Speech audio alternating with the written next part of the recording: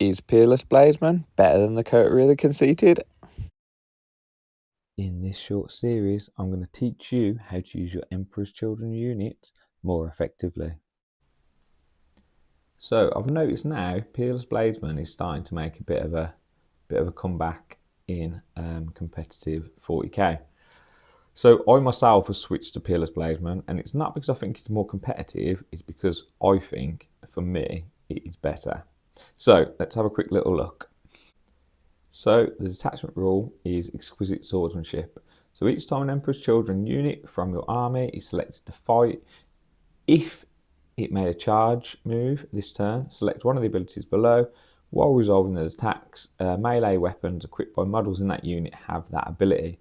So you can either choose lethal hits or sustained hits, but only when you make a charge, which isn't really a problem because generally you're going to be falling back and charging into different units every turn anyway, so you generally get that. And then with things with the Lord, with the infractors, you're going to be getting lethals anyway, and you're going to choose sustained. And obviously, mostly you're going to use sustained. If you go into something tough, you're obviously going to use lethals, which is pretty decent. I'll go through the enhancements, and then I'll look at the stratagems, and then I'll start to compare it to coterie.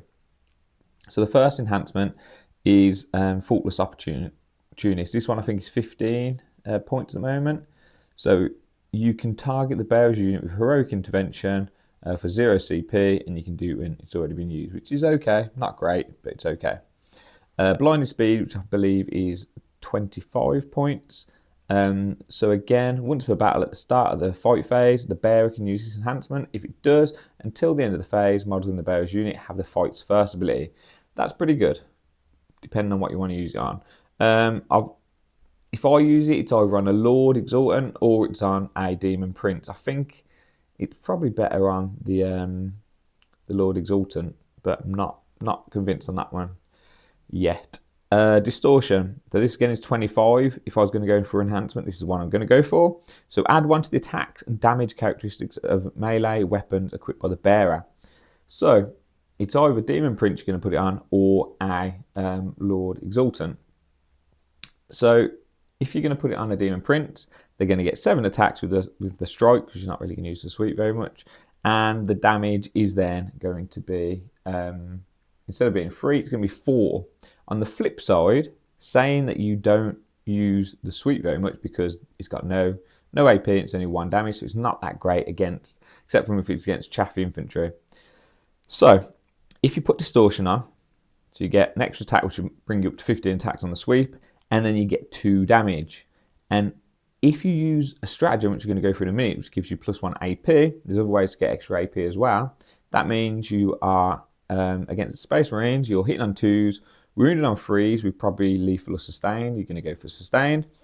And you are going to be having -1, maybe -2 AP at 2 damage. So that becomes a massive Marine killer there. You can wipe out most squads with that. So that's an idea. But also, damage 4 is pretty good. And then finally, you've got Rise to the Challenge. This one I think is 30 points. So this one, so you can only use it for infantry. Once per battle, at the end of the fight phase, the bearer is within engagement range of 3 or more enemy models. It can use this enhancement. If it does, the bearer can fight 1 additional time. When doing so, you can select 1 ability using the exquisite swordsmanship detachment rule, see left, which is your lethals and sustained, to apply to those attacks. So this one, again, could be pretty good. It's kind of a bit weird because you've got to have 3 or more enemy models to use enhancements. So it's a little bit niche when you can use it. But imagine this: you go into a big squad that you're not going to do a great deal of damage to. You hit them, you pop your once per game ability, you're getting your 8 attacks, hitting on 2s, wounding on 2s against an infantry squad, say, and then they're -3 AP, 2 damage. So say you wipe most of the squad, they hit you back. It's a hard hitting unit, and they kill a lot of your guys. Okay, you've got your Lord now, and they're going to pile in. They're going to be within engagement range of 3 or more models, which is fine. Then, because he's popped his ability, and it lasts till the end of the phase, because look, it says the end of the fight phase. So you've not ended the fight phase, just at the end of the fight phase. You're still in the fight phase, you're still in the phase, so you still get your extra attacks. So that means, again, you're going to be hitting on 2s, you're going to be wounded on 2s, and you've got your 8 attacks still, and you get your whip in both of them, and also you're getting lethal from the squad, re-rolling 1s or all re-rolls on the objective if you've got at least one of the guys left alive, and you're also getting the additional AP as well. So that could be really, really good. It's 30 points. It could be amazing, but it could also just never get used. So it's one of them. It could be great. I haven't ever used it before, but it could be amazing. Might not be at all. Then moving on to the strats. So these strats are probably better than the coterie strats. So you've got Death Parry, which is in the fight phase. Just after an enemy selects its target, you can choose one unit, and until the end of the phase, it's -1 to hit. Very good, solid strat. Then you've got, again in the fight phase, just after an enemy targets its unit. And that's 1 CP. This one's 2 CP, Death Ecstasy. So basically your unit is guaranteed, your models are guaranteed to fight on death.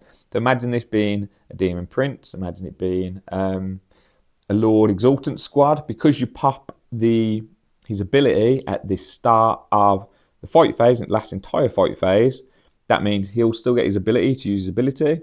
So even if he dies, he still gets to use his ability, which is great, but it's 2 CP. But that's still a very good strat. Incessant Violence. So fight phase, just before your army consolidates. So until the end of the phase, each time a model in your unit makes a consolidation move, it can move up to 6 instead of up to 3. Provided your unit ends that consolidation move within engagement range of 1 or more enemies. So this means you cannot move onto an objective by consolidating onto that. It has to be within engagement range. So it's okay. It's again a very niche. I've never used it, and I think it's came up once when I'd possibly have used it. So maybe if I'm piling into vehicles, or maybe into like a Forge Fiend, or into maybe Tower, something that's just not going to be able to damage me. And things that haven't got fall back and shoot aren't very good in combat. Next, Cruel Bladesmen.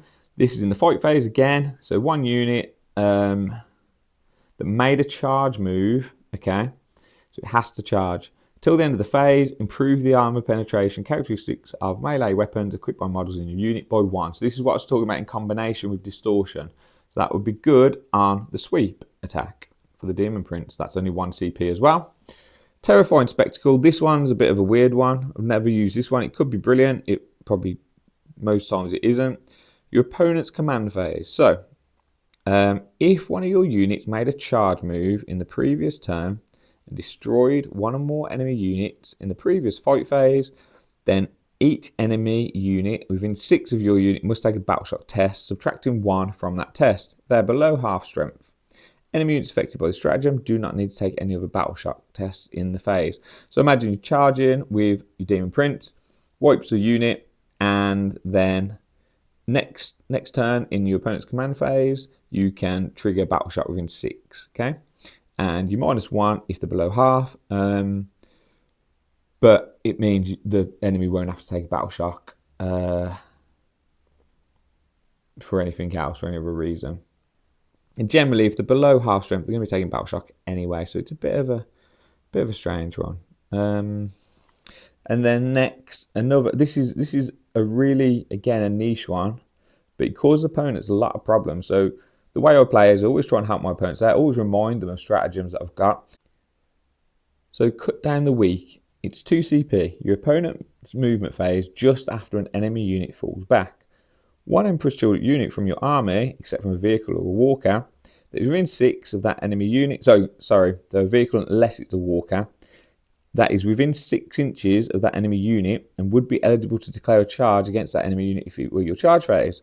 Your unit can declare a charge. When doing so, you must select that enemy unit as the target of that charge, and your unit does not receive a charge bonus this turn. So,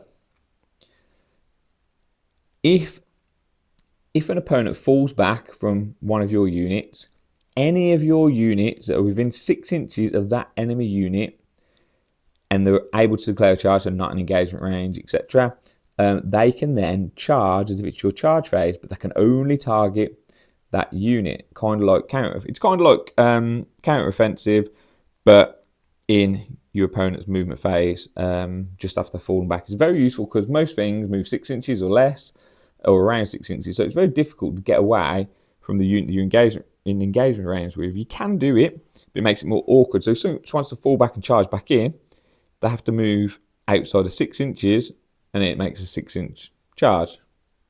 If they don't move further enough, you can just charge into them. If they move close to one of your units, then that could charge into them as well. So again, I think I've maybe used it once, but it caused lots of problems. So players can't move how they'd like to move. So for example, played against a player who used Calgar. He managed to kill his Calgar squad, but not Calgar. Calgar wanted to fall back, shoot, and charge back in. But because of this stratagem and how the models were set up, it was impossible for him to do it without me charging in, and I had 2 CP. So he couldn't do it. I was able to kill him that turn because I got to fight before him, and that made a big impact on the game. So didn't even use the strat, it's just the threat of having that strat. But like I say, I like to let my opponents know that I've got that strat, and even when they're about to fall back, I remind them because I don't like to catch people out with things like that. And it just causes real problems that they can't actually move where they want to. Right, so comparing this to coterie. So the detachment rule. So lethal hits, sustained hits, you can get that with coterie, but you have to have killed 5 units to get to that stage. You also get reroll hit wounds of 1. Hits and wounds of 1, sorry, which is again very useful. And then obviously if you get 7 kills, you get crits on 5+, which is overall better than that. The difference for me is that for this, it's on instantly. So turn 1, it's on. You don't have to kill anything. You don't have to worry about getting kills. You don't have to worry about the mortal wounds. So for me, yes, overall it's better, but I'm not getting the lethal hits or sustained hits until maybe turn 3 anyway. The way I play, this works out better for me because I've got lethals and sustained. Not probably, but better players than me are able to set it up so that they can make one big turn, they get all the buffs, and then they're going to basically mop up what's left with the remainder of the army, which is super buffed and can take on anything. So, like I say, I'm not that player, I'm not that good. I'm decent, but I'm not that good. I can't do that. So, to simplify it for me, I've gone for this. The enhancements, so looking at blinding speed distortion here. Distortion especially is good. It adds some extra power to your either imprint or your Lord Exultant. But then coterie's got 2 very good ones where you can bring one of your models, probably a demon print, back to life, and also you can auto 6 a roll after you failed it. So again, demon prints used to use it on there to auto 6 a save generally. Stratagems, I think these are probably better because again, most of my CP went on Armor Contempt, which is a big miss in this attachment. And it also went on to the one where you can up your pledges. I've forgotten what it is, but basically Armor Contempt is a big miss. But it's basically them 2 strats that I used to use. Whereas these, they're all useful. So the extra AP is good. The -1 to hit is good. The Fight and Death is very good. That one, it's a bit niche. It's okay, not great. Cut down the weak, like I said, is very good. And Terrifying Spectacle is okay. So generally, for me, Peerless Bladesmen is better. It's not better overall, but the way I play, it's much better for me. It means I can focus on what I'm doing. I can get my buffs straight away. I don't have to wait for them. And it seems to be working for me. So let me know your thoughts and feelings in the comments below.